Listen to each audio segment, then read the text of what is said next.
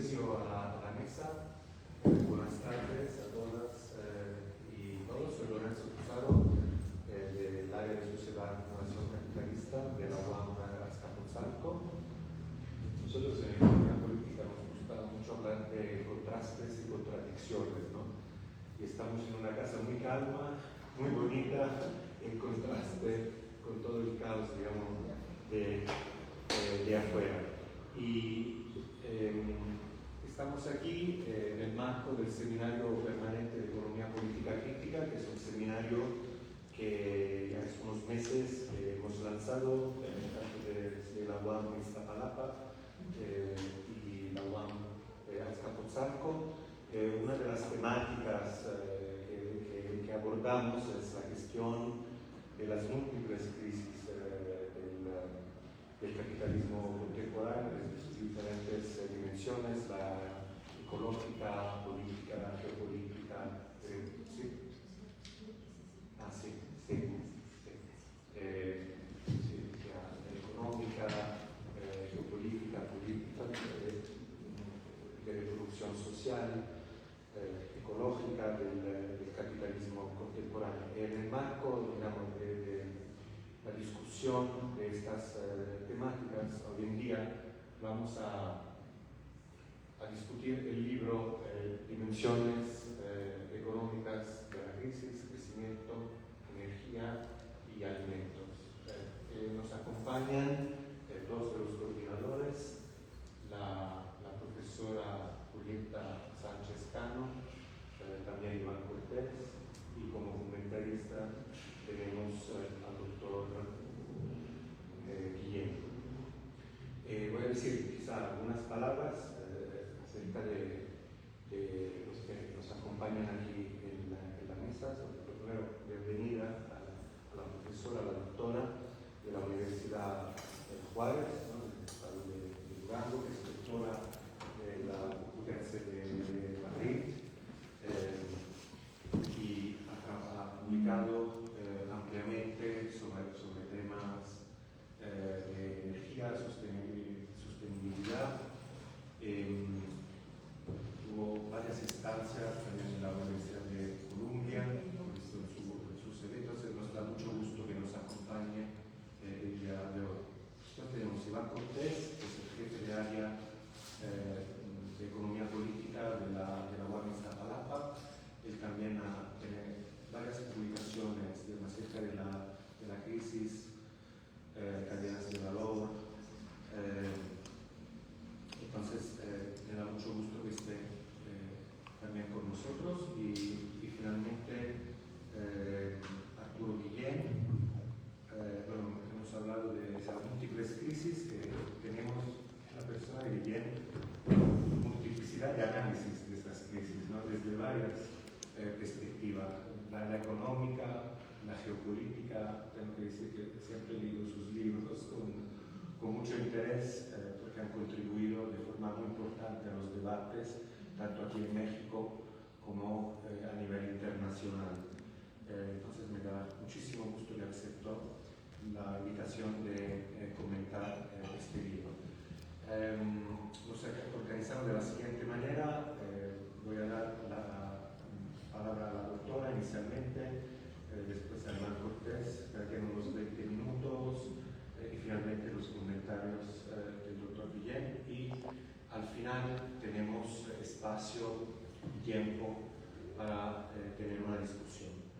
Entonces, bueno, le doy la palabra. Muchas gracias por estar con nosotros. Muchas gracias a todos por acompañarnos, a los profesores aquí presentes y a todo el público. Le agradezco muchísimo que estén aquí con nosotros, acompañándonos. Y bueno, pues yo para enfocar un poco cómo fue el proceso de este libro, les voy a contar desde el inicio cómo surgió la idea. Esta idea yo se la propuse a Seika Sandoval de la UNAM, porque me invitó a participar en un proyecto en el que también está el doctor Iván Cortés, un proyecto de PAPIT de la UNAM, que son proyectos importantes, financiados por la UNAM. Entonces le propuse que hiciéramos un libro coordinado. Y ella aceptó, le gustó mucho la idea, también se la propuso a Iván, y comenzamos a trabajar paralelamente, tanto en el proyecto como en el libro. Lanzamos la convocatoria, hubo propuestas, hubo gente que mandó todo su material, y luego hicimos la evaluación y todo el proceso que se hace de un libro, y finalmente pues vimos el fruto que es el libro, que se llama Dimensiones de la Crisis. Es un libro que ahorita se ha publicado de forma electrónica, todavía no sale el libro impreso, ese va a salir posteriormente, no estoy segura en qué mes, ya nos dirán Iván posteriormente. Va a salir ese libro y se va a vender en la UNAM, ¿sí?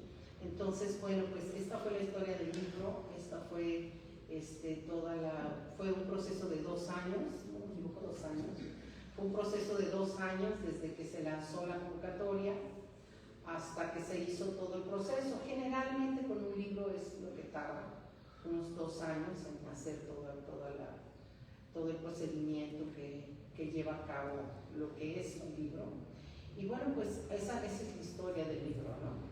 Es muy interesante porque cada autor da su postura de la crisis desde una dimensión diferente.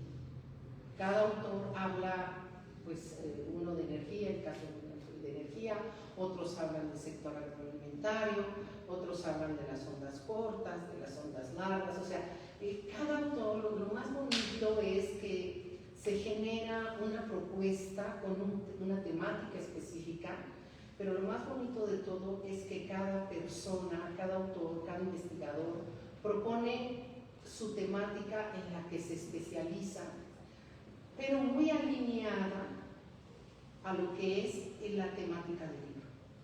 Entonces aquí se tienen que conjuntar varias cosas, es la temática del libro con la temática del investigador, y estos datos tienen que cruzarse para formar un documento específico que esté alineado al tema del libro, pero con la visión y el panorama de un autor específico.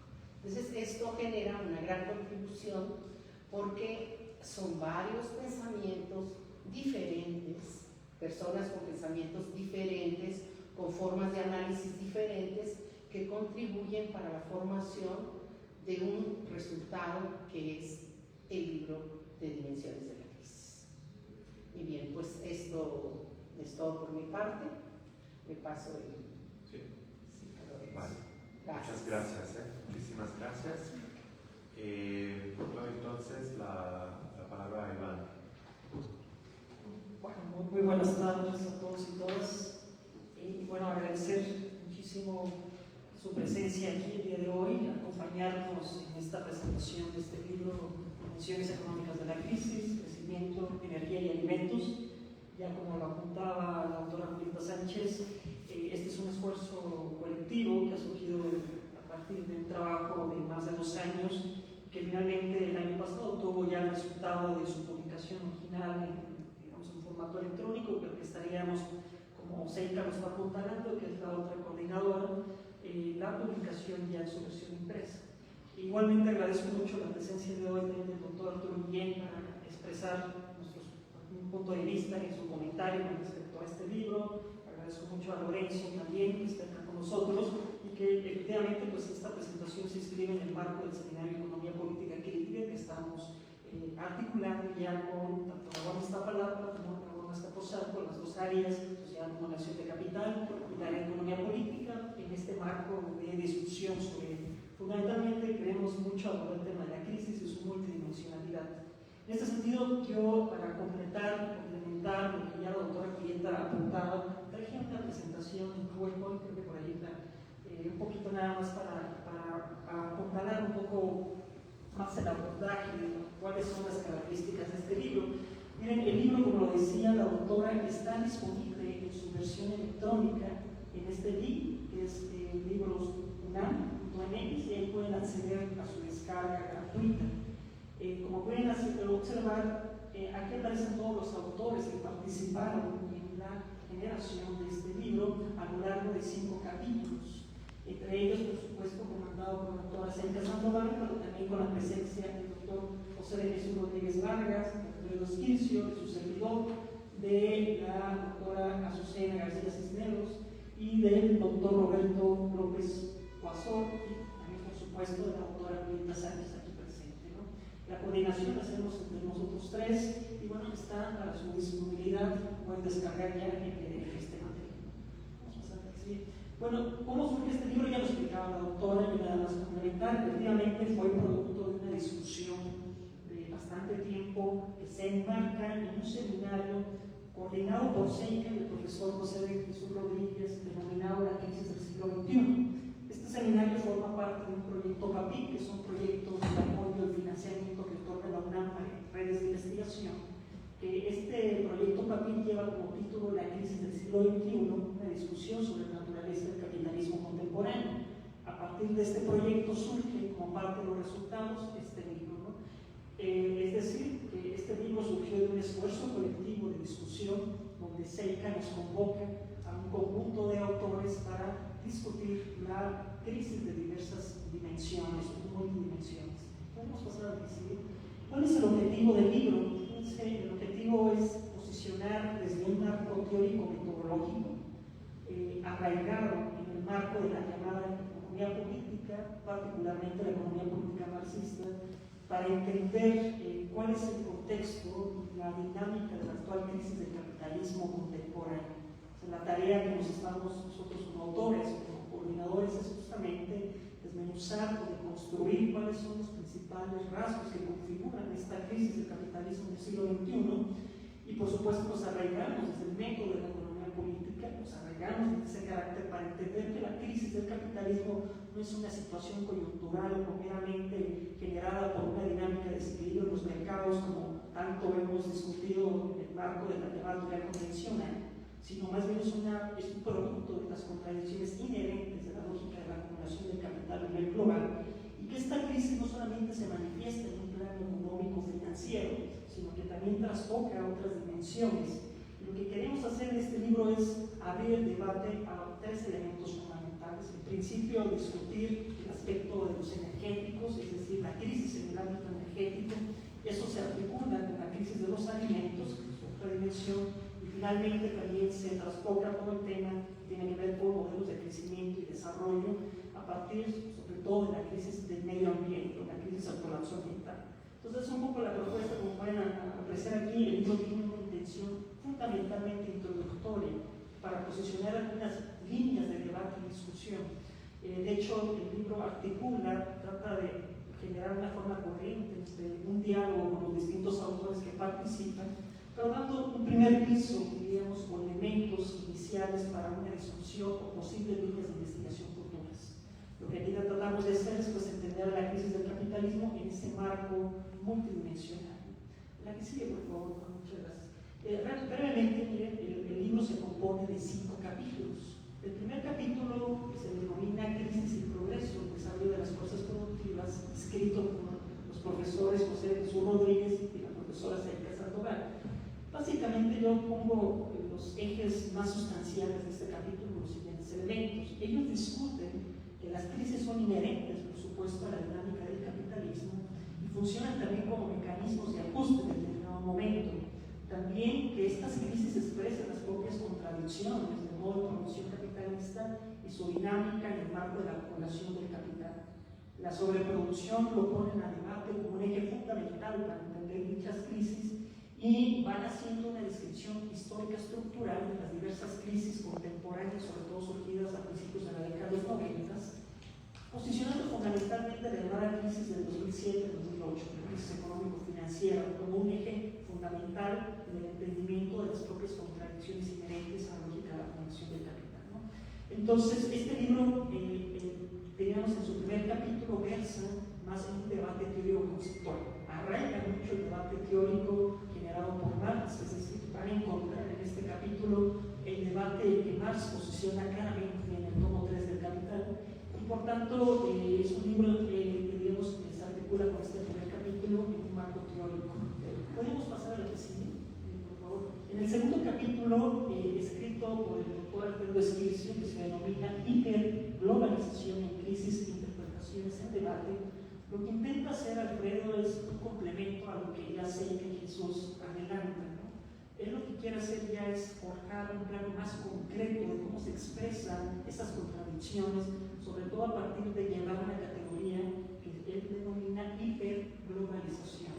Así que a partir de la dinámica del ascenso de la década de los 90, de todos los procesos de caída de la crisis de la tasa de ganancia a finales de los 70, de la emergencia de esta fase de globalización neoliberal, emerge lo que él denomina más bien una fase de hiperglobalización.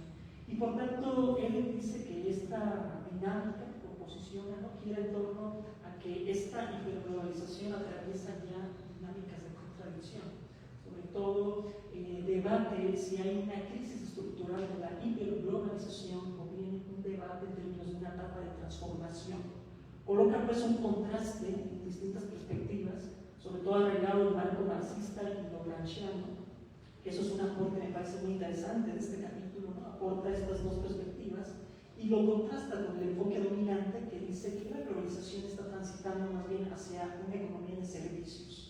Debate y contrasta también el posicionamiento de si hay un contexto de desglobalización y lo posiciona en un marco también de ruptura en las dinámicas o transformaciones geopolíticas en los sistemas productivos globales, sobre todo a raíz de fenómenos geopolíticos o geoeconómicos tales como las actuales guerras o las propias dinámicas de ruptura de las cadenas globales de valor. Entonces posiciona ese debate, particularmente, que es por cierto un debate que hemos estado sustentando con el doctor Guillermo, en el sentido de qué se entiende si realmente estamos en un proceso de desglobalización. En ese sentido creemos que no estamos en tal proceso de desglobalización, dado que la globalización es propiamente inherente a la dinámica de la acumulación del capital en su marco de internacionalización, y que más bien lo que estamos transitando es una fase de globalización regionalizada, con este debate de relocalización, el famoso nearshoring como un caso ejemplar, ¿no? Pero que responde más bien a una nueva reconfiguración de las dinámicas de la acumulación de capital en un marco de transformación geopolítica y disputa geopolítica que ustedes saben, ¿no? Que expresa justamente la contradicción de la crisis, y creo que Alfredo lo pone en ese sentido, ¿no? Este capítulo lo pone en el centro. Entonces es un capítulo que complementa a lo que ha escrito por Seika y escrito por el profesor José Jesús Rodríguez, ¿no? Podemos pasar a la que sigue. Bueno, el tercer capítulo lleva como título La crisis alimentaria global en el siglo XXI. Es un capítulo que escribimos su servidor y la doctora Seika Sandoval. Ahí lo que, a partir del tercer capítulo, los restantes, el capítulo 3, 4 y 5, una vez ya discutido el plano teórico, conceptual y metodológico, bajamos a la parte multidimensional de esas crisis, ¿no? Empezamos por el aspecto alimentario, la crisis alimentaria. Y ponemos la crisis alimentaria como una expresión, como lo pongo aquí, directa de las contradicciones inherentes del capitalismo contemporáneo, específicamente dentro del marco de la globalización neoliberal. Que esta globalización, por supuesto, como ustedes saben, está enmarcada por un ámbito de globalización financiera, y por tanto la crisis alimentaria se enmarca en lo que hemos discutido también con Seika, en el llamado orden agroalimentario neoliberal, que fue un orden que se ejecuta a principios de la década de los 80 en el plano agroalimentario. No solamente se va a ejecutar la fase de globalización neoliberal, sino va a emerger un nuevo orden que va a posicionar los distintos mecanismos de dominio y subordinación que ejerce el capital monopolista financiero sobre las agriculturas de los países periféricos, particularmente el caso de las llamadas agroindustrias transnacionales. Es decir, el orden va a determinar cuál va a ser el papel de las agriculturas de los países periféricos con respecto a su papel subordinado con las agriculturas de los países del centro.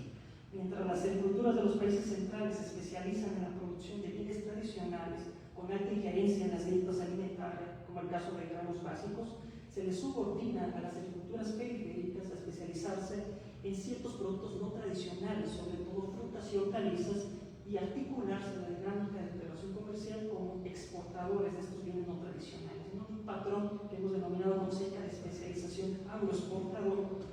Posicionamos pues en la crisis, digamos, hay crisis alimentaria, porque a partir de la etapa posterior a la pandemia del COVID-19 y posterior, digamos, proceso de desconfinamiento, de activación de la economía mundial, como nosotros sabemos, viene un proceso de aceleración de la inflación a nivel global, y los alimentos son parte de ese proceso inflacionario.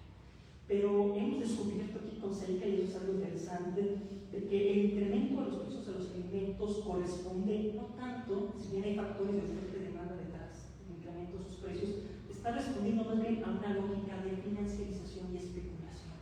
O sea, de lo que está detrás de ese incremento está el papel del capital financiero que está viendo los alimentos un espacio de rentabilidad ante su dinámica de crisis estructural en otros ámbitos, ¿no? Los alimentos se convierten en objetos de especulación y ponemos a debate de que este incremento de los precios no está en correspondencia con la alta productividad que hemos registrado en los últimos ciclos agrícolas. Hemos registrado récords en cosechas, sobre todo granos básicos, que de acuerdo a la teoría convencional, como ustedes saben, haría suponer en términos de economías de escala caer la caída de los precios. Eso no está pasando en el ámbito agroalimentario. Por tanto, la crisis no es una crisis de escasez, sino es una crisis de sobreproducción que tiene que ver cómo se controla, distribuye y consume los alimentos a nivel global. El principal actor en ese marco son las llamadas agroindustrias transnacionales que controlan toda la cadena agroalimentaria, desde los insumos, digamos, sabemos, Monsanto, Bayer, los Syngenta, lo que controlan las semillas, los agroquímicos, hasta dónde se distribuyen y venden los alimentos, los monozones, el grupo Wagner, controlan toda la cadena de una forma oligopólica, monozónica, diríamos, en ese ámbito.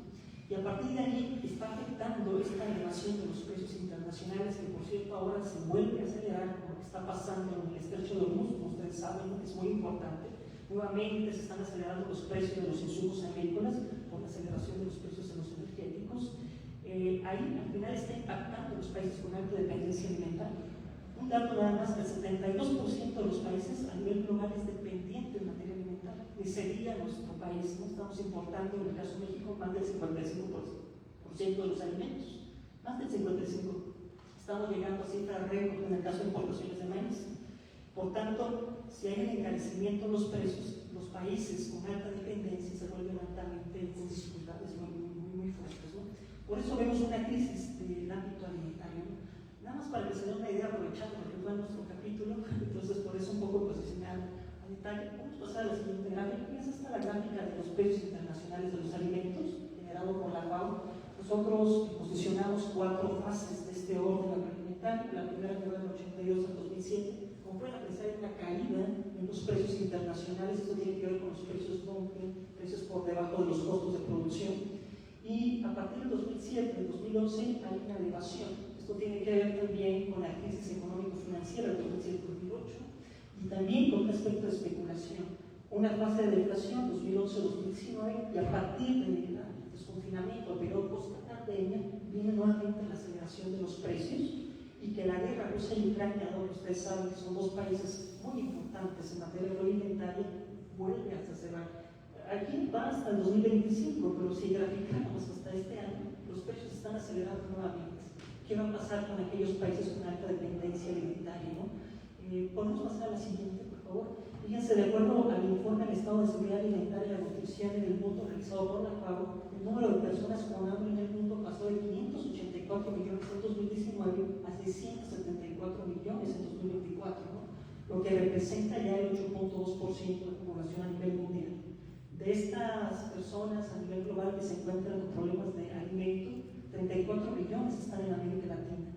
Países devastados por las guerras, los conflictos internos, el caso del genocidio con el pueblo palestino, prácticamente en el caso de Palestina, el 100% de la población vive con problemas de inseguridad alimentaria, ni se diga lo que está pasando en Afganistán, Sudán, lo que pasa en la zona del norte de África y América Latina, por supuesto, está en este proceso, ¿no? Ahí están las propias inherencias de esta crisis alimentaria, ¿no? Esto en el plano del tercer capítulo, que quiero un poco ampliarlo, dado que nosotros somos los autores, un poquito para ampliar el debate. Podemos pasar a la que sigue. Ya casi termino. El cuarto capítulo se denomina Evolución de las teorías del desarrollo económico, tensiones teóricas y respuestas ante la crisis ambiental.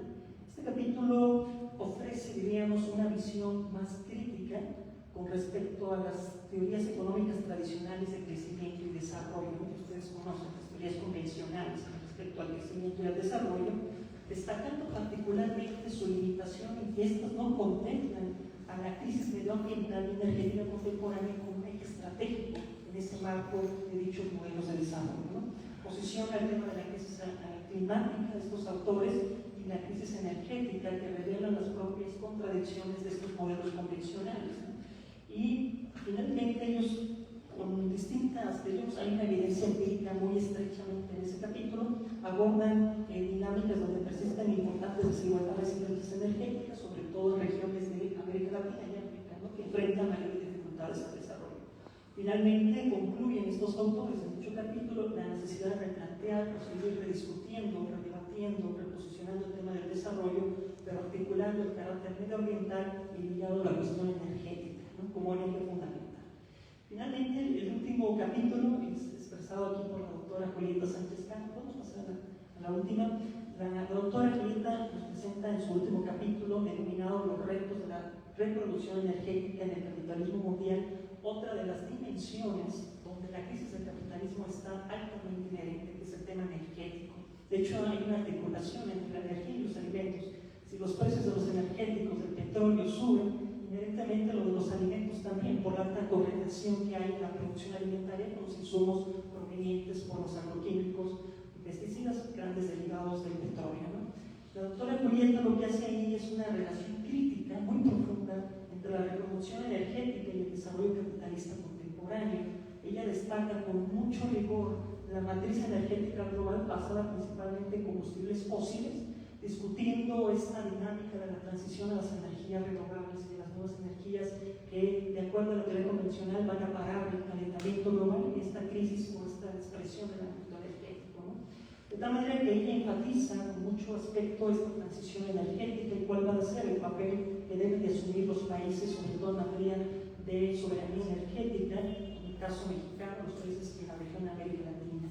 Ella nos posiciona pues que la crisis en el ámbito energético también tiene que ver con las contradicciones de la acumulación del capital a nivel global. Esto es fundamental, discutir a la crisis del capitalismo también desde la dimensión energética. Finalmente, y con esto termino, de tal manera que bueno, nosotros les invitamos a leer el libro, como decían nuestros maestros, nosotros estamos lanzando el libro y esperamos que lo hagan, es un lanzamiento realmente, y que lo tomen, vamos a hacer la siguiente posibilidad, que lo tomen como eso, como un libro que intenta aportar un debate, como un libro que intenta dar un primer análisis, un abordaje, de construir el tema de la crisis desde un plano teórico metodológico hasta casos concretos, como el caso de alimentos, energía y toda la discusión de modelos de crecimiento y desarrollo, ¿no? Un libro que sin lugar a dudas puede dar pauta para futuras discusiones en la investigación y que ustedes como estudiantes de economía pueden y deben de seguir estudiando estos debates, ¿no? Entonces les invitamos a que lean este libro y el libro está disponible para que yo, ¿no? Bueno, de mi parte sería todo, les agradezco mucho su atención. Muchas gracias. Muchísimas gracias, Iván. Seguramente tengo las ganas de leer lo que hay en este libro. Doy la palabra a Arturo Guillén.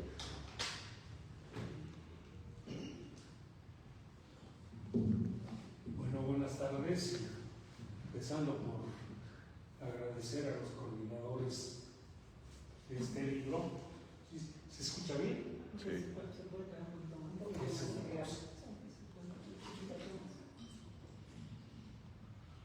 Entonces, pues buenas tardes a todos. Muy contento de estar aquí por la invitación de los coordinadores de este libro realmente muy interesante, que ya ha sido dibujado y descrito tanto por la doctora como por Iván. Creo que sí es muy importante revisar lo que este libro propone. Yo más bien voy a hacer un comentario sobre algunos aspectos teóricos que me parecen útiles para precisamente entender los fenómenos que se plantean en este material, ¿no? Y conociendo, digamos, el origen académico de algunos de los coordinadores, en el caso de la doctora Seca, a la cual estimo mucho y conozco desde hace algún tiempo, que vienen de un grupo de la UNAM, que era coordinado por el profesor Rabat, que realmente pues, hizo una serie de aportaciones al estudio de la crisis, pero que en lo fundamental se ubicaban en el marco de la teoría de los ciclos largos. Cosa que en mi comentario, pues yo no puedo simplemente decir qué bueno que se haga ese análisis desde esa perspectiva, sino más bien plantear desde mi punto de vista el escepticismo que siempre he tenido sobre la teoría, que fue, como ustedes saben, propuesto originalmente por Kondratiev, un economista soviético muy importante.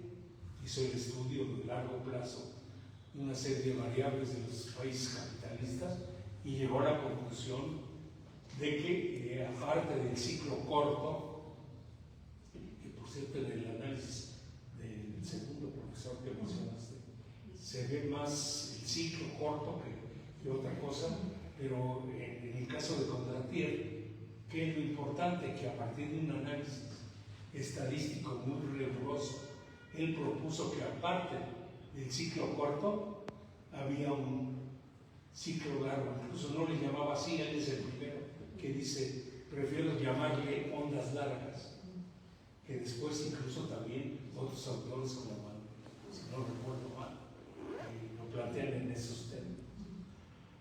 Pero un poco la idea es, y realmente quien, desde el punto de vista del pensamiento económico, desarrolló los ciclos largos, que, como decía Kondratiev, no les llamaba así, sino que la riqueza del material de Kondratiev es que, desde un punto de vista empírico, usando la estadística de la época, demuestra que aparte de ciclos cortos, hay momentos en que la economía capitalista se acelera y otros en que se atasca, se atora, y que son procesos como los que vivimos actualmente de semi-estancamiento de la economía.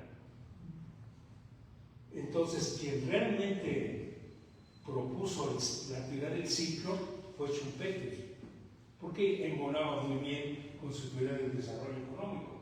Si él decía que el capitalismo transformaba radicalmente el proceso de producción a través del cambio tecnológico y que los empresarios eran el elemento fundamental dinámico de la sociedad capitalista, el famoso empresario schumpeteriano que transformaba la realidad tecnológica, ¿no?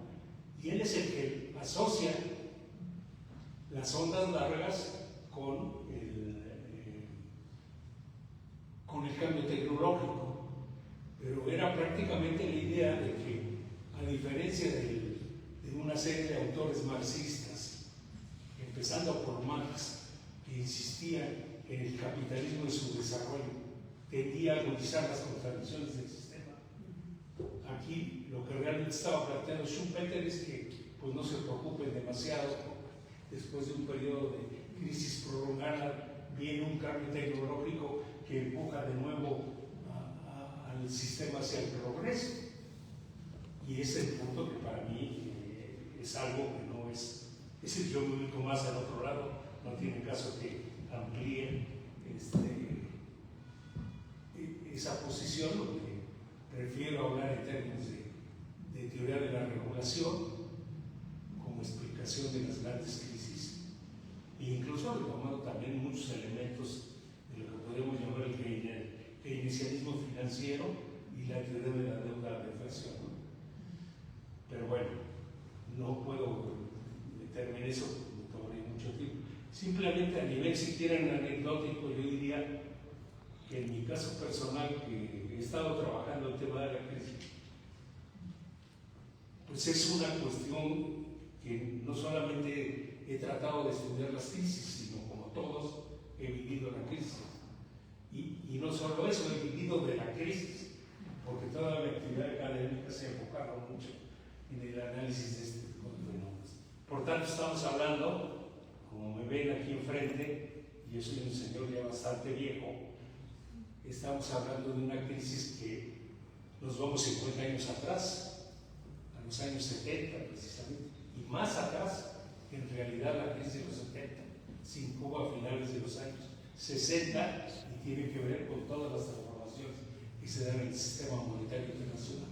El quiebre de Bretton Woods que da lugar a un orden financiero favorable a la especulación financiera desde el momento en que se abandona las bases del esquema de Bretton Woods. Entonces estamos hablando de 50 años. Yo recuerdo que en esa época les hablo de los 70s. Teodoro dos Santos era uno de los compañeros que trabajaba en la UNAM, y lo menciono porque él era un partidario de la teoría de los ciclos largos, y siempre estaba viendo que a lo mejor ya había la fase 1 de Condorcet, de aceleración a través del cambio tecnológico, ¿no? Yo diría, hace 50 años estamos ahí y no veo yo cuándo llegamos a la fase 1 del ciclo de Condorcet. Lo menciono porque el libro hace análisis en torno a esa problemática. Bueno, entonces, la teoría de los ciclos largos es una teoría schumpeteriana, y en donde el cambio tecnológico es visto como Dios y máquina. Finalmente el capitalismo no puede ser visto de esa manera, o sea, finalmente no es de que llega el cambio tecnológico radical y la imagen del capitalismo cambia. Hay muchas otras contradicciones alrededor de la acumulación de capital. Lo que es un hecho es que las tendencias de la acumulación de capital se modifican radicalmente a partir de la crisis de los años 70.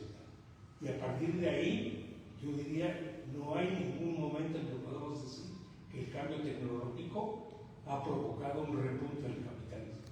Ni lo fue el Internet, y la revolución tecnológica de los 90, que fue en muchos sentidos también una burbuja financiera. Fue una burbuja financiera que tronó con la crisis del Nasdaq unos cuantos años después, y además con todas las crisis de la periferia.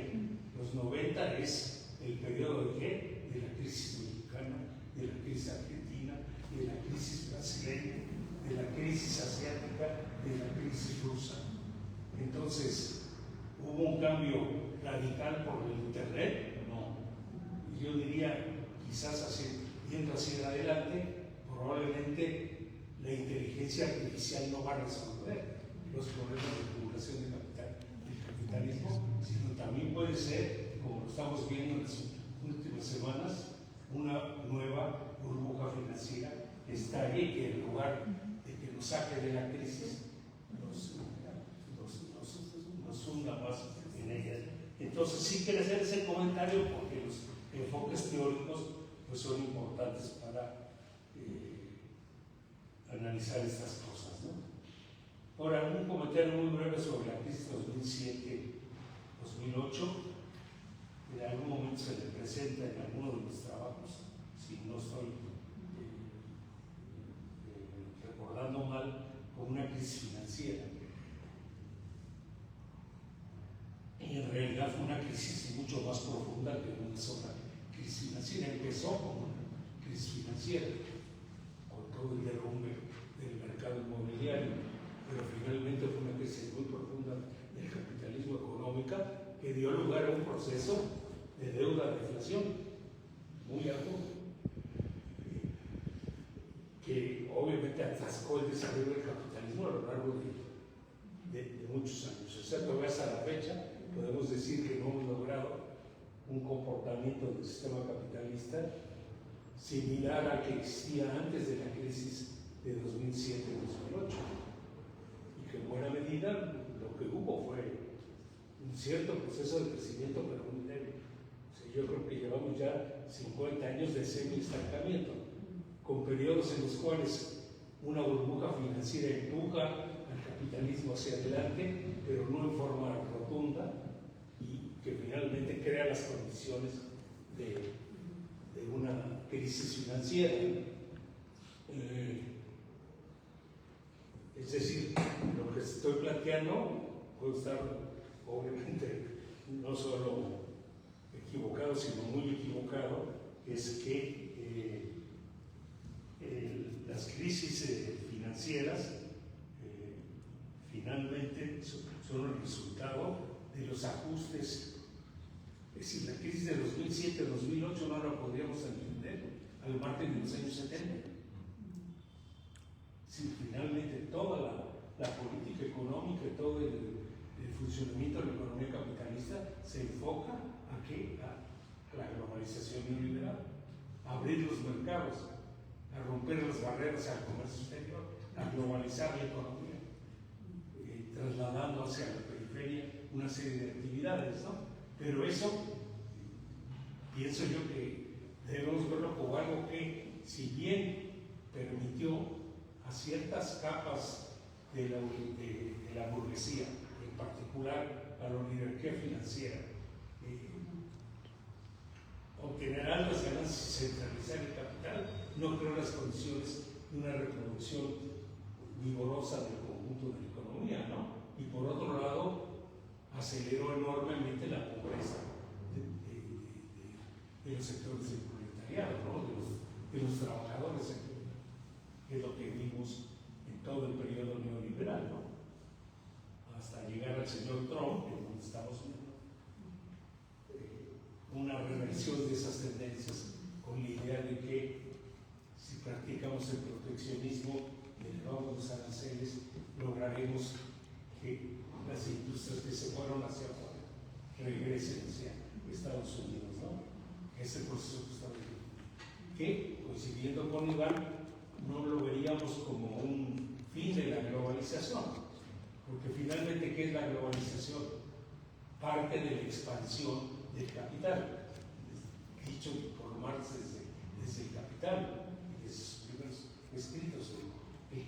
El capital no puede sobrevivir si no se expande hacia afuera.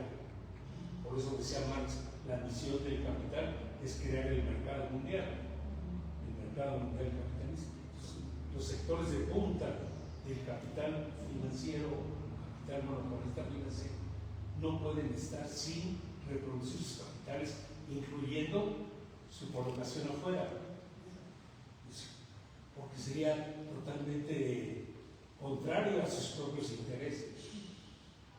Es decir, pensar que el capital monopolista va a volverse capital competitivo, pues obviamente es una ilusión, ¿no?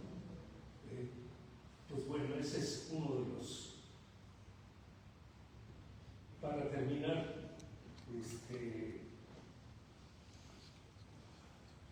dos cosas. Una es la situación actual.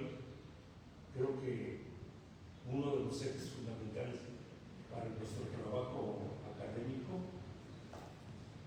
trabajo general, académico, serían los cambios geopolíticos que están ocurriendo en el mundo, ¿no? Sí, yo creo que ahorita eso es central.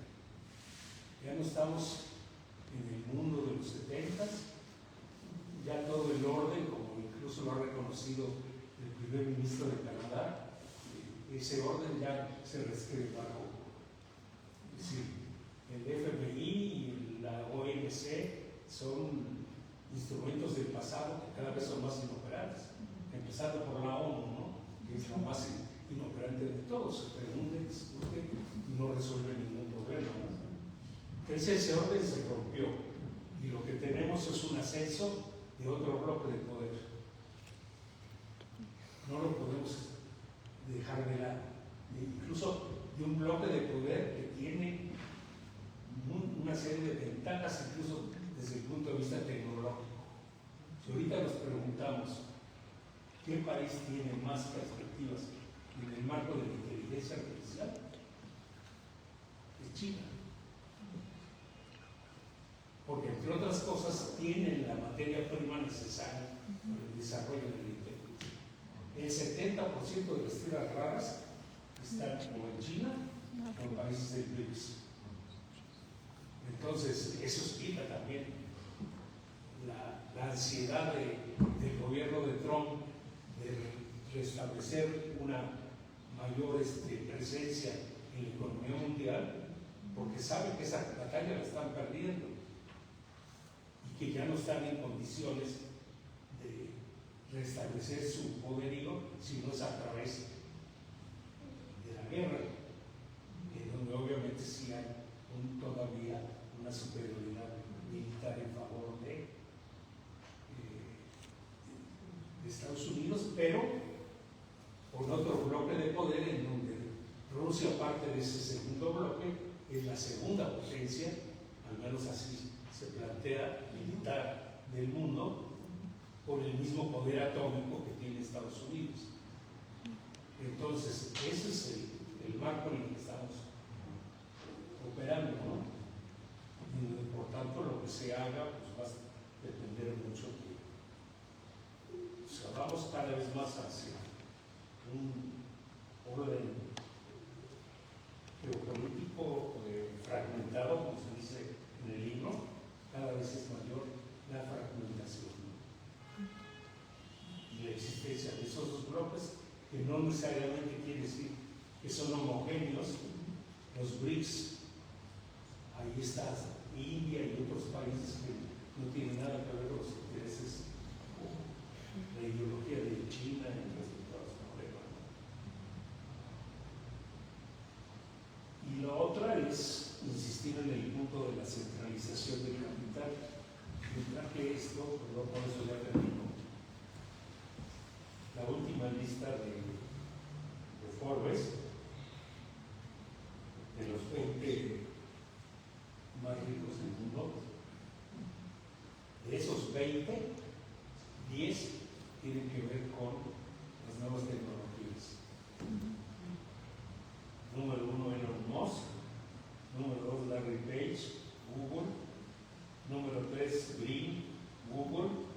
Número 4, Bezos, Amazon. Pues, obviamente tenemos claro que no se trata solamente de un almacén comercial, sino que obviamente tiene que ver mucho con la economía digital. Larry Ellison, Oracle, que es el líder de inteligencia artificial en Estados Unidos. Zuckerberg, Meta. Dell, el dueño de la corporación Dell. Juan, el dueño de Nvidia. Steve Ballmer, de Microsoft, y Bill Gates. En total, 10 gringos de la inteligencia, de las nuevas tecnologías, que son los más ricos del mundo. Entonces, ese es otro gran problema que obviamente confirma lo que dijo Marx desde el Capital. Si el tránsito al monopolio es el principal límite del capital. O sea, no podemos esperar un capitalismo ni dinámico ni equilibrado con ese nivel de centralización del capital, ¿no? O sea, por eso Marx dijo al final del Capital, que dijo, la hora va a llegar la hora de que los expropiados se vuelvan expropiadores, la hora del socialismo, a partir precisamente del desarrollo de la contribución fundamental del capitalismo, producción social, apropiación privada. Pero bueno, eso no es eso.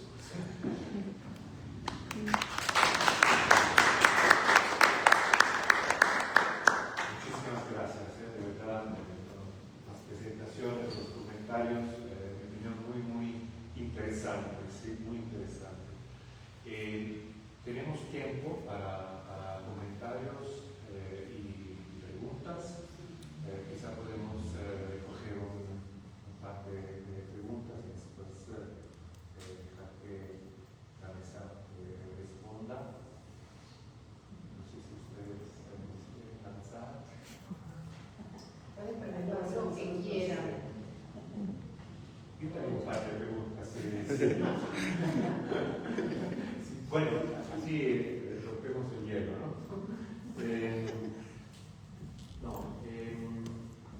Un par de cosas. Escuchando y libro, digamos, parte del libro, veo que se hace otra vez más importante en términos de crisis el análisis de los grundrisse. Sí, okay. La articulación entre la producción, la distribución, el intercambio, el consumo, ¿no?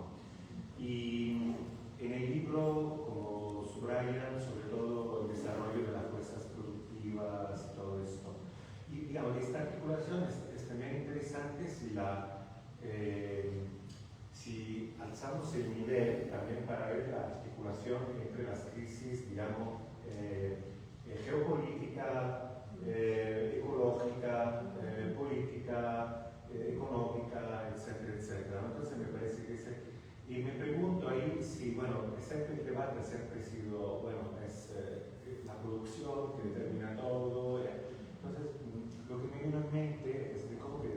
fondo se podría ver que son, bueno, lo dice ahora, las relaciones sociales de producción que determinan tanto el comportamiento, entre comillas, de las fuerzas productivas, de los métodos de distribución, etcétera, etcétera, ¿no? Entonces, quizás se tiene alguna idea sobre esto. Y relacionado a esto, la cuestión geopolítica, ¿no? Bueno, quizás porque vivimos en este momento, justo ahora, esto que Trump ha decidido de lanzar un nuevo ataque masivo a Irán, que está permeando todo también esa parte geopolítica, ¿no? Entonces, quizá que desde el punto de vista nacional, sí, tomamos en cuenta siempre la economía como punto de partida, pero no, pienso que quizá tenemos que darle hasta más peso, ¿no? O sí, que hay un peso mayor esto de la cuestión geopolítica. La otra cuestión, también, bueno, esta es otra ya, el neoliberalismo, ¿ok? ¿Cómo interpretamos el neoliberalismo hoy en día?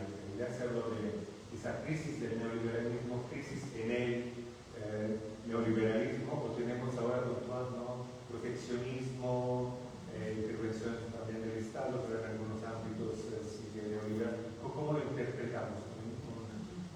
Sarfilo sé que últimamente propuso el neoliberalismo autoritario, fascista, neoliberalismo fascista, el autoritario y el Estado. Entonces, su opinión sobre esto y sobre la cuestión energética,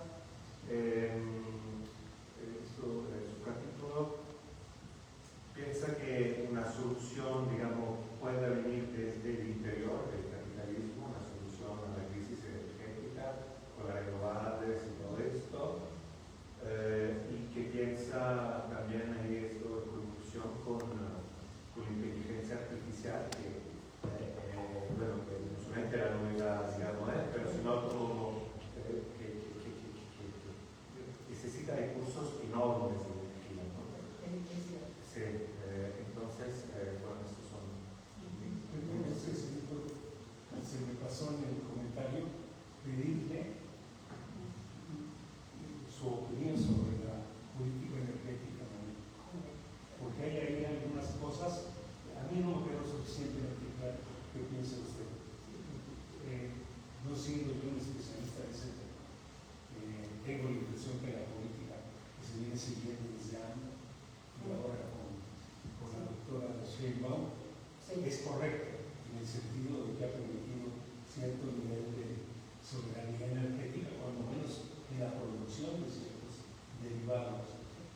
Usted menciona también el asunto del gas. O sea, básicamente, usted que ha trabajado el tema, que no es mi caso, con eso opinión sobre la política energética de Colombia. Si me permite continuar,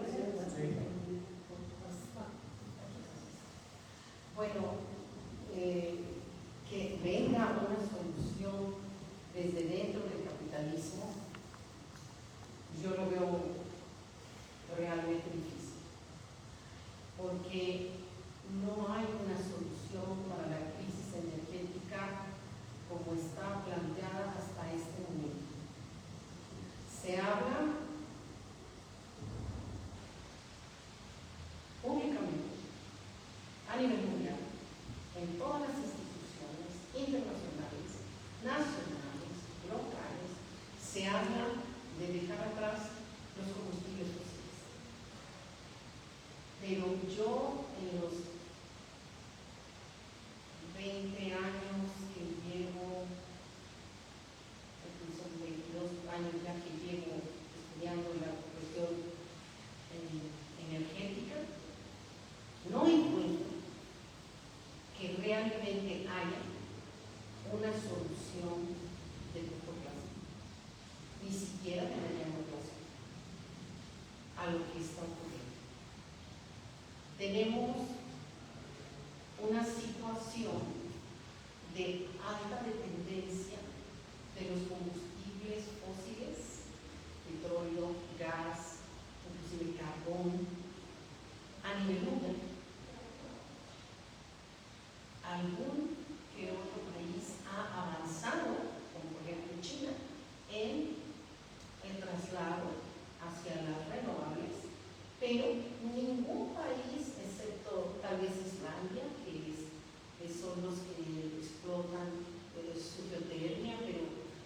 a nivel global, salvo un país, no hay una solución que digamos que ya su matriz energética está cambiando. Y cuando su matriz energética está avanzando hacia las renovables, en realidad la dependencia del gas, del petróleo y del carbón sigue igual o hasta ha aumentado muchas veces. ¿Por qué? Porque las energías renovables son intermitentes. No todo el tiempo hay sol, no todo el tiempo hay viento. Entonces, no hay una solución a corto plazo de que podamos decir que haya un tipo de energía que nos dé lo que el petróleo nos ha dado hasta ahora. Esa es la realidad. Y tan es así que el Acuerdo de París y la Agenda 2030 parecen ser un fracaso ya en el futuro, porque no se han podido cumplir las metas que se pretenden. Ahora ya pusieron a 2050 para ver si se puede hacer algo más, pero ahora viene algo muy interesante. Pese a esta gran dependencia, que no veo yo alguna forma de que el capitalismo pudiera poner una solución específica, hay una situación que está agravando más o puede agravar más esta dependencia y esta situación. Y son las nuevas tecnologías, todo lo que es la era digital.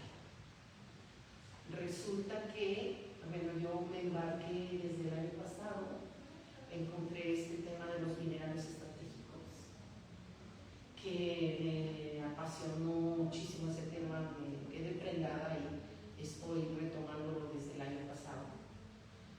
Y no solo el 70, el 90% de gran parte de las tierras raras las procesa China y las vende China. Ahora, para la inteligencia artificial, todo lo que es las cuestiones tecnológicas, se necesita muchísima energía, simplemente para poner en marcha el famoso 5G. Muchísima energía eléctrica.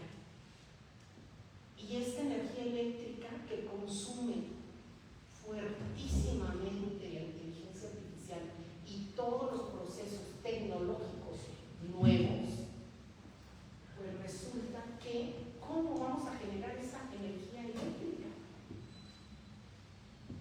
Hay países que están nuevamente volviendo al carbón.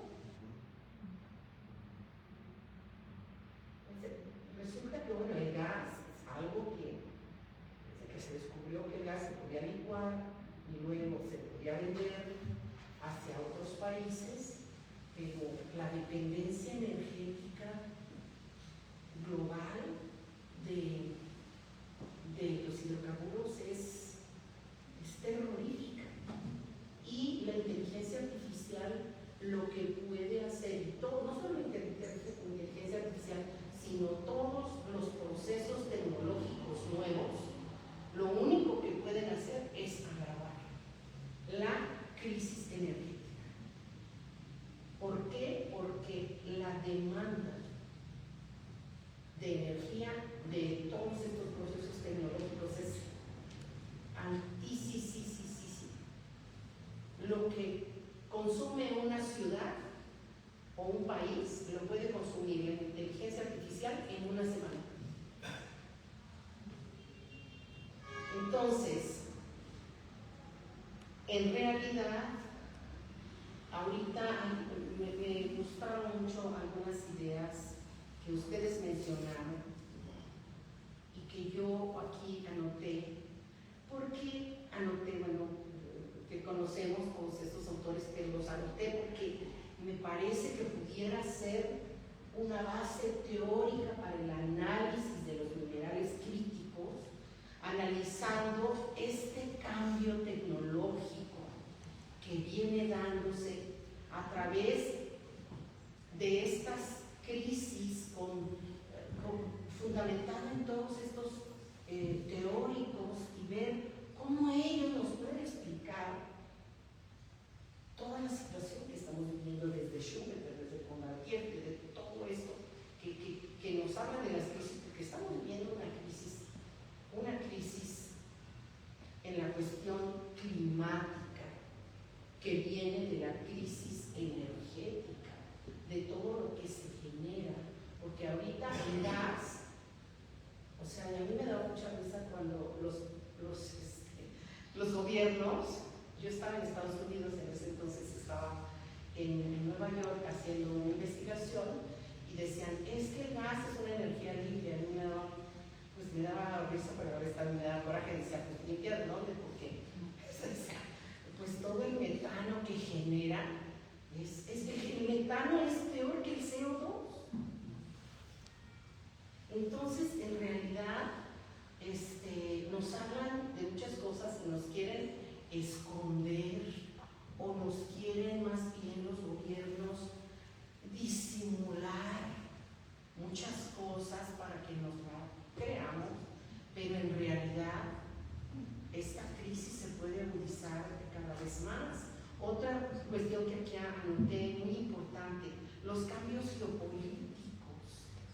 Estamos viendo que las guerras que se están dando son por los recursos.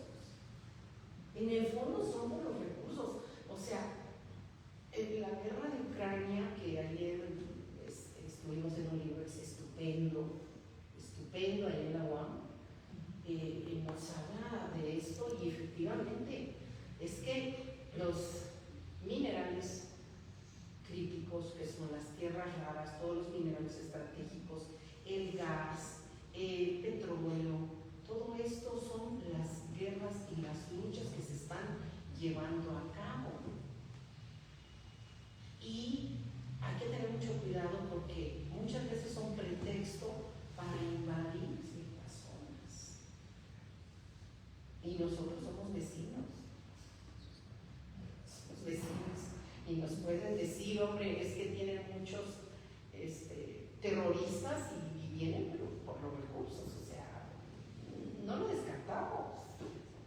No lo descartamos. Y bueno, esta batalla que se está llevando a cabo a nivel global, en realidad es por los recursos. En el fondo, en el trasfondo, lo que yo observo. En realidad es que están queriendo esa lucha hegemónica entre Estados Unidos o Occidente contra la cuestión de los países asiáticos, China, Rusia. Es que en realidad, bueno, es que los rusos están peleando, pero son por los recursos que hay en Ucrania. No es que se quieran apropiar así por así de un pedacito de tierra, no, es que quieren lo que hay debajo. Entonces, es esta lucha entre Estados Unidos y toda la cuestión occidental contra China, Rusia y todos los aliados que ellos tienen. Y bueno, es que en cuestión de minerales estratégicos no hay forma de competirle a China en este momento. No la hay. Y si China dice, pues no te doy galio y germanio, porque ya ocurrió cuando Trump le puso aranceles, y ellos con la mano en la cintura dijeron, ok, me pones aranceles, pues no te doy galio y germanio para tus chips. Y se quedaron, o sea, lo puso de rodillas Estados Unidos. Y entonces China ha sido muy inteligente. Y todo el nivel tecnológico que tiene China no lo conocemos, ni siquiera nos lo imaginamos. Tengo un hijo que estuvo un año en China estudiando su maestría y me decía, no, mamá, acá la tecnología, pero son cuidadosísimos, no quieren que salga lo que ellos tienen, no quieren que se sepa. Es impresionante lo que tienen de tecnología acá los chinos. No te imaginas. Entonces, la cuestión es que sí son muy cuidadosos de sus procesos porque están monopolizando los procesos y eso es muy peligroso para el resto del mundo. Y bueno, este nivel de centralización de los recursos agrava lo que son las crisis energéticas y al momento no existe una solución que podamos decir que se sustituyeron o se están sustituyendo ya los hidrocarburos. Ahora, pues, recordemos que Europa ha sido uno de los principales que ha invertido en energías renovables.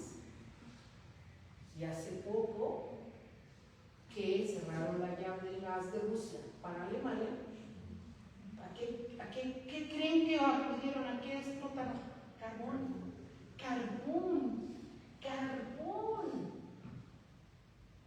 Y cuando nos cerró en México que somos, cuidado, somos muy dependientes del gas de Estados Unidos.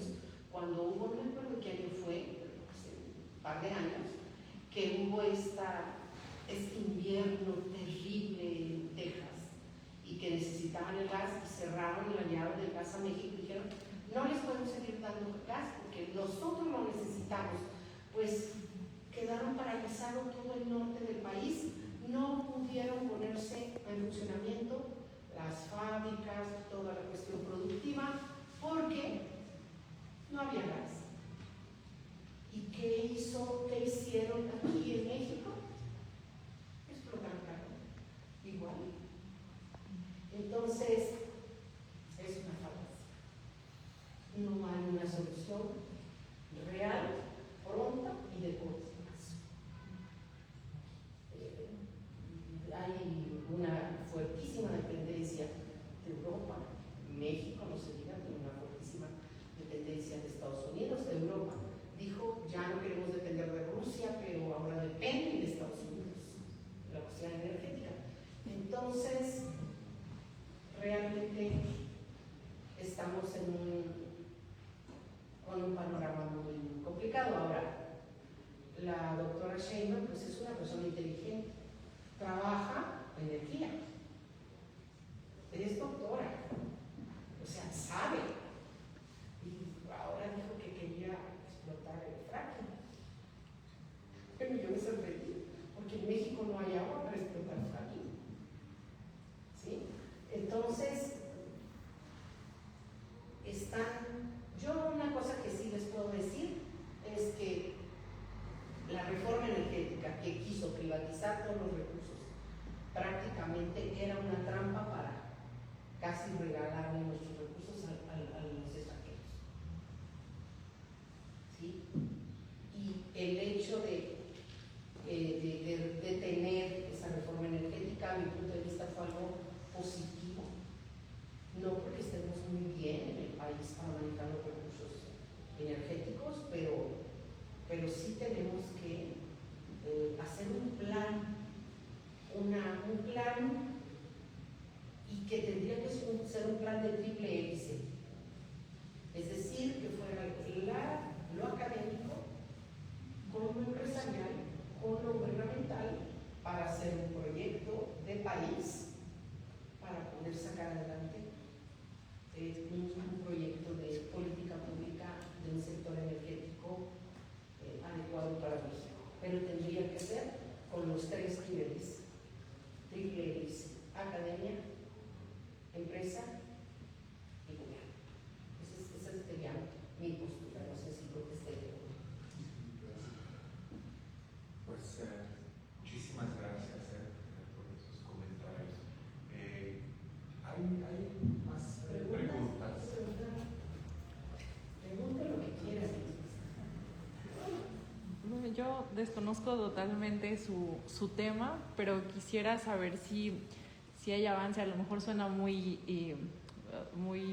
romántica la idea, pero si hay algún proyecto que esté trabajando en justo regular esta situación de energía. No sé si en algún país ya avanzaron, o sea, porque sabemos que no vamos a abandonar el petróleo, el gas, pero sí, entonces, o sea, si hay alguna institución o un gobierno que genuinamente esté preocupado por, no sé, la contaminación y que tenga una regulación o un avance en leyes en ese aspecto. Yo creo que sí lo ha habido. Por ejemplo, voy a poner un solo ejemplo, que es la Unión Europea. Sí, realmente es un país muy preocupado por el medio ambiente. Realmente puso leyes, pero cuando se le vino la crisis del gas ruso, todo se le cayó. Todo se le cayó. Pero realmente había una preocupación y realmente estaban invirtiendo mucho dinero en energías renovables. Y cuando empezaron a explotar el carbón, dijo, bueno, ¿y qué pasó? ¿Qué pasó con todo su plan, con todos estos años que han invertido en renovables? Es que yo pienso que las renovables, así como así, no son la única solución. Tiene que haber una solución paralela junto con renovables, porque son muy intermitentes los renovables. Entonces tiene que haber algo paralelo, pero Europa estuvo muy preocupada y realmente sí, con toda honestidad, ellos quisieron hacerlo, pero pues simplemente cuando le cerraron el gas, Alemania dejó de ser competitivo su producción. Entonces, cuando lo económico está de por medio, el medio ambiente y lo climático pasa a tercer lugar o cuarto. Así es, porque primero hay que sobrevivir. No puedes dejar a toda una población en invierno, en aquellos inviernos de Europa, no la puedes dejar sin recursos para calentar los hogares. Entonces, sí hubo una muy seria propuesta que llevaron a cabo durante unos años, pero no les salió. Supongo que bueno, hay otros países, ¿no? Sí, hay otros países. No obstante, no es tan sencillo. Sí, Ivana, gracias, por favor. Gracias, para también darle la palabra al doctor Guillén, si quiere comentar algo más.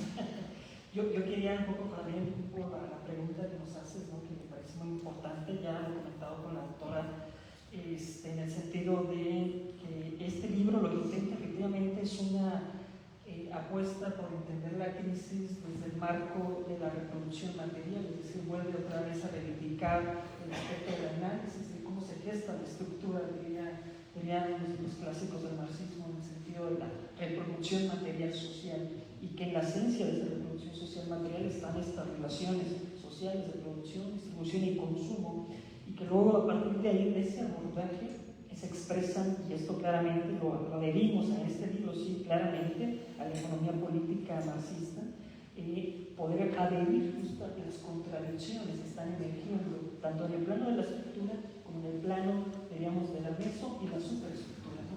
Y en la superestructura, ahí se pondría el debate de la geopolítica, que me parece, ya lo apuntaban también con el doctor Guillén, ¿no? Que el análisis y el abordaje de los fenómenos económicos, en el caso particular de las crisis, el tema de la geopolítica expresa la más contradictoria, digamos, de las dinámicas de ida y vuelta, tanto de arriba para abajo, tanto de la estructura como de la superestructura. Por eso posicionaría a la geopolítica un aspecto fundamental y que tratamos un poco en el libro de redebatir el tema desde cada uno de nuestros casos, ¿no? El tema energético, tratar el tema alimentario, por ejemplo, en esa lectura que ahora que nos incentiva a nuevas agendas, a abrir nuevas agendas de investigación, porque la dinámica actual está cada vez más contradictoria, como estamos viendo, ¿no? Justo el doctor ahora me está mostrando una información de que están a punto de nuevamente cerrar el estrecho de Hormuz, nuevamente Irán está ya diciendo, ¿no? Anunciando ya. Esa dinámica vuelve otra vez las contradicciones en el ámbito geopolítico y en ese sentido es por eso la propuesta metodológica, que un poco el libro intenta en ese ámbito. Finalmente, ya con esto cerrar, un poco lo de trumpismo, y que el doctor ha estado también trabajando un poco más, ¿no? Que hemos estado articulando el tema, ¿no? Que es Trump, este Trump, digamos 3.0, 4.0, ya no sé qué sea, es renovado, diríamos.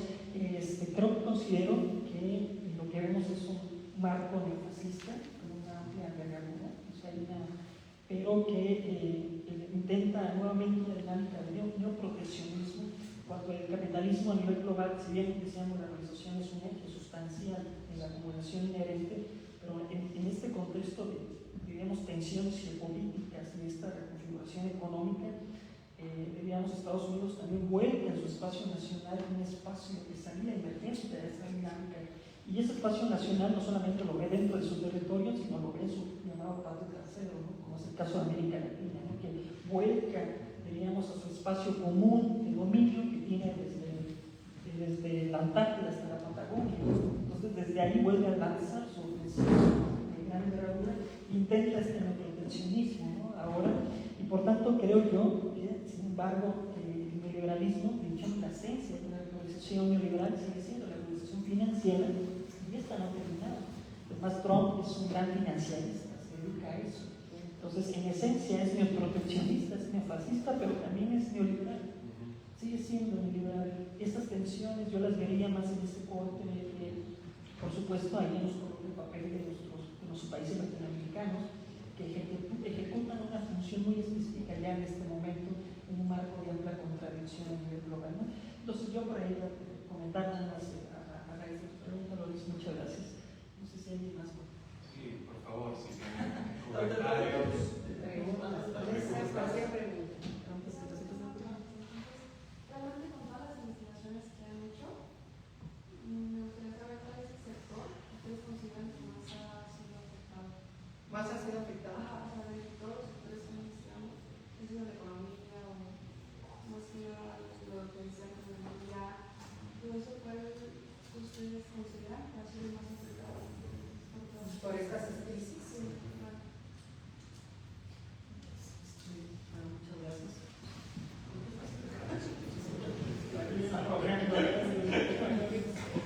Muchas gracias por la pregunta.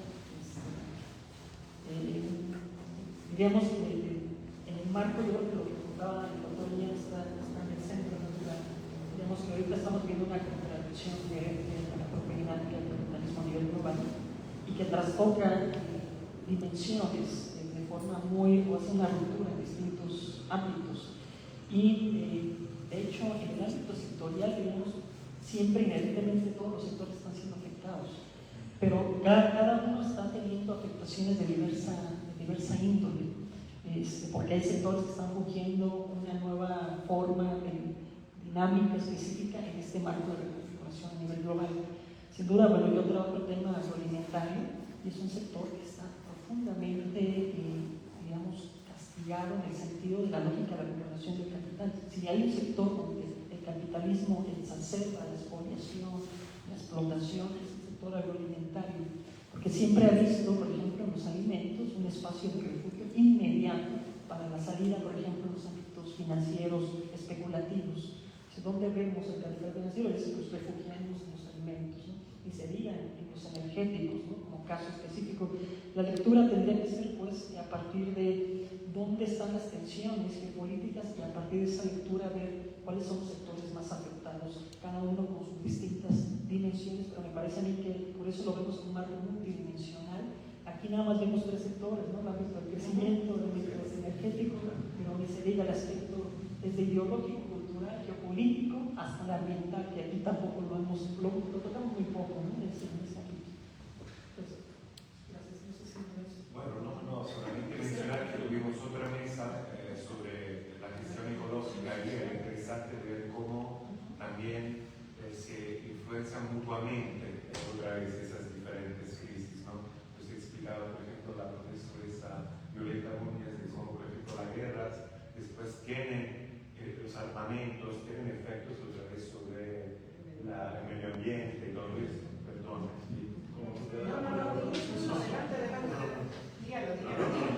¿Usted qué quiere decir? No.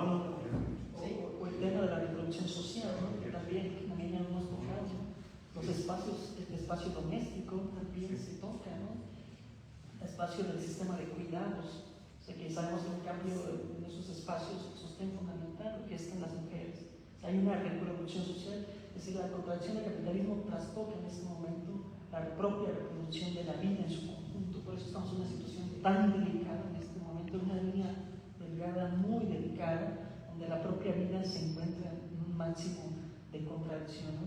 Es decir, diríamos entre la vida y el capital, ¿no? O la vida y la comunicación. Ahora que dijo Lorenzo que esto de la cuestión ecológica medioambiental, yo he trabajado el tema de los pueblos originarios en el Amazonas y cómo el capital, o sea, el capital quiere decir las empresas capitalistas entran a devastar esos territorios, a querer apropiarlos para obtener recursos, pese a que viven ahí los pueblos y dependen del agua de los arroyos, de los ríos, y ahí es una devastación terrible, porque no solo se apropian de los territorios, sino que muere muchísima gente de ellos, de esos pueblos, simplemente porque les quitan sus recursos y ellos no saben sobrevivir sin sus recursos.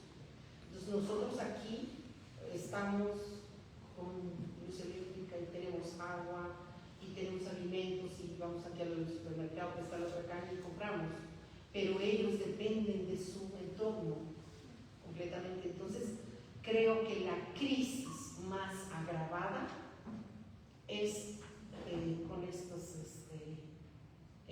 con este tipo de población. Las poblaciones más vulnerables pues, son las que pagan más por estas situaciones. Muchas gracias. ¿Hay otras preguntas o comentarios? Estamos hablando de... ¿No? ¿Quieren usted añadir algo? Sí. Yo nomás remarcar lo que se iba de América Latina, o sea, Trump y América Latina. O sea, entender que la política norteamericana es ahorita replegarse sobre América Latina, no porque no está en otros lados, obviamente está en la guerra con Medio Oriente, con Irán, pero todo el esfuerzo está fundamentalmente concentrado en lo que ellos llaman su patio trasero, pues que fue el primero que dominaron antes de ser imperio global, era América Latina, y es a donde ahora se repliega, y por tanto ahí el peligro de lo que está pasando, una recolonización de América Latina, como lo vemos con Venezuela, el intento de convertir a Venezuela en un protectorado, aunque no creo que lo veamos mecánicamente, porque eso no quiere decir que no lograron cambiar el famoso cambio de régimen que siempre buscan con sus intervenciones, no lo lograron. Siguen los chavistas en el poder político, y aunque han cedido mucho en términos de políticas, ahí están. Igual que buscaron el error de Trump de ir a Irán, atacar a Irán, creyendo que Irán estaba débil, que fácilmente iban a pulverizar su capacidad militar. Lo subestimaron y subestimaron la posibilidad del cambio de régimen, porque ni siquiera existe la tal oposición. Quisieron vender la idea de que estas pobres mujeres vestidas de negro que están discriminadas porque como mujeres y no son como las europeas. Ese no era el punto. O sea, finalmente es un choque cultural, y los pueblos islámicos, los pueblos árabes, los iraníes y todo Euroasia está llena de islámicos, y ahí es un choque de civilizaciones. No sé si ustedes recuerdan, en los 80, 90, cuando surgió la tesis del fin de la historia. Es decir, ya las democracias liberales se impusieron en todo el mundo, y ahora no es más que, decía Huntington, un choque de civilizaciones entre las democracias liberales y todos los pueblos atrasados. Y ahí estaban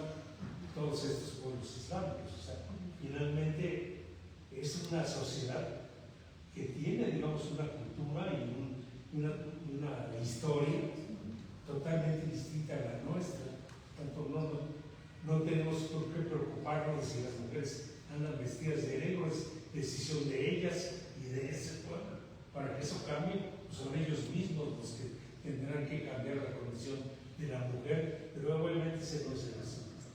O sea, finalmente, lo que decía la doctora, ahorita lo que estamos viviendo es una lucha por los recursos.